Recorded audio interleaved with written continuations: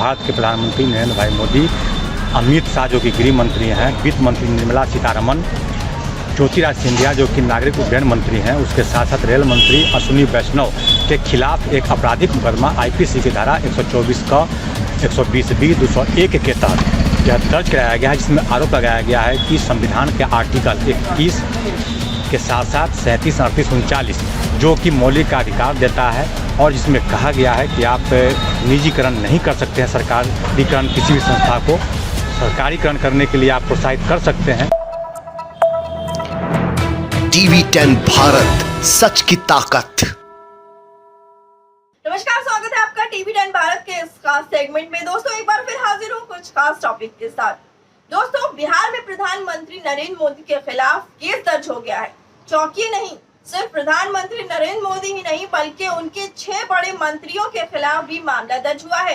ये मामला दर्ज करवाने वाले कोई और नहीं बल्कि बिहार के ही एक वकील हैं, जिनका नाम विनायक कुमार है। उन्होंने निजीकरण को लेकर मामला दर्ज करवाया है। आइए वकील साहब की बात सुनते हैं कि उनका क्या कुछ कहना है इस केस को लेकर। उसके बाद आगे आपको विस्तार से बताऊंगी कि आखिर ये पूरा मामला है क्या। आज प्रतिवादी अधिवक्ता विनायक कुमार की ओर से अपर मुख्य न्यायिक अधिकारी पश्चिमी प्रथम श्री विकास कुमार मिश्रा जी की अदालत में भारत के प्रधानमंत्री नरेंद्र भाई मोदी, अमित शाह जो कि गृह मंत्री हैं, वित्त मंत्री निर्मला सीतारमण, ज्योतिरादित्य सिंधिया जो कि नागरिक उड्डयन मंत्री हैं, उसके साथ साथ रेल मंत्री अश्विनी वैष्णव के खिलाफ एक आपराधिक मुकदमा आईपीसी की धारा 124 का 120B 201 के तहत यह दर्ज कराया गया है, जिसमें आरोप लगाया गया है कि संविधान के आर्टिकल 21 के साथ साथ 37, 38, 39 जो कि मौलिक अधिकार देता है और जिसमें कहा गया है कि आप निजीकरण नहीं कर सकते हैं। सरकारीकरण किसी भी संस्था को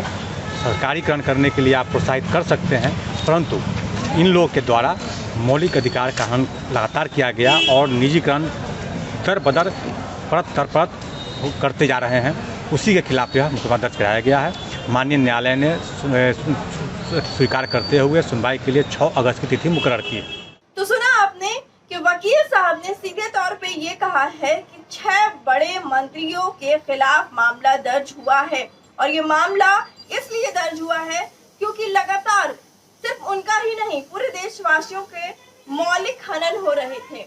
उन्होंने संविधान के आर्टिकल की दुहाई देते हुए कही है, आर्टिकल 21, 37, 38 और 39 की दुहाई देते हुए कही है कि इस आर्टिकल में ये लिखा गया है कि आप सरकारी संपत्ति का प्राइवेटाइजेशन नहीं कर सकते हैं।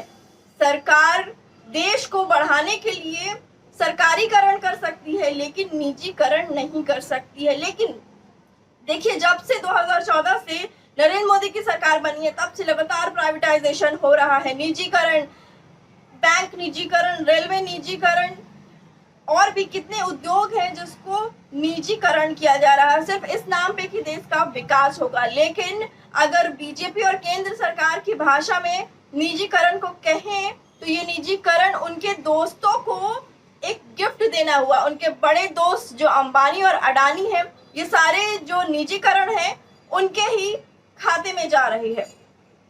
सरकार का कहना है कि वो लगातार इसका इस्तेमाल करके देश का ग्रोथ करेगा, लेकिन ये लगातार ही सामने आ रहा है कि किस तरह से जीडीपी औंधे मुंह गिर रही है। तो किधर है विकास? जिस तरह से एक के बाद एक चीज प्राइवेटाइजेशन की तरफ गिर रहा है, तो इसमें सवाल उठता है कि इतने प्राइवेटाइजेशन हुए, आपने इतने पैसे लेकर कंपनी बेच दी, एक प्राइवेट, एक निजी आदमी के हाथ में सौंप दी, उसके बावजूद देश में विकास कहाँ है? और जनता भी नहीं चाहती है। जितने कर्मचारी हैं रेलवे में भरे हुए हैं, बिजली विभाग में भरे हुए हैं और भी अलग अलग डिपार्टमेंट हैं जिसमें भी ये कर्मचारी भरे हुए हैं, वो बिल्कुल भी नहीं चाहते हैं कि जो एक ऑर्गेनाइजेशन है, कंपनी है सरकारी, उसका प्राइवेटाइजेशन हो। एक समय समय पर इसको लेकर प्रदर्शन भी देखने को मिलता है, लेकिन आज तक इसका कोई भी हल नहीं निकला। सरकार का बस एक ही रोना है कि देश का विकास होगा, देश का विकास होगा। अगर देखिए, प्राइवेटाइजेशन की अगर परिभाषा पर जाए तो इसका मतलब यही होता है कि सरकार के अंडर जो भी कंपनी आती है, उद्योग आता है, वो अगर वो किसी निजी व्यक्ति को दे दे, किसी निजी कंपनी को सौंप दे, तो उसको प्राइवेटाइजेशन कहते हैं। और ये इसलिए किया जाता है ताकि उस कंपनी का विकास हो, विदेशी निवेश हो और जो सरकार पे जो बोझ बना हुआ है वो कम हो। लेकिन मुझे कहीं से नहीं लगता है कि सरकार किसी तरह से बोझिल महसूस कर रही है। सरकार ने एक मोटी रकम ले ली है, प्राइवेट कंपनी को सारा कुछ बेच दिया है।